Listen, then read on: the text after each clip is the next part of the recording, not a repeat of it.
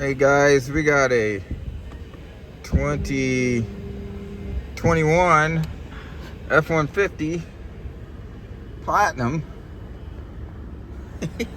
We need to do an oil change reset.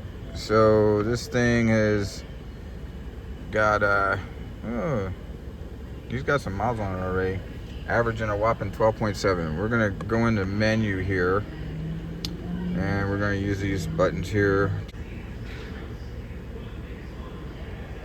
We're going to settings.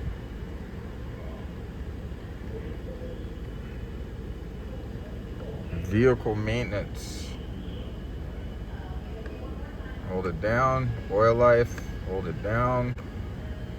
It says hold OK to reset. There we go. Alright. There it is.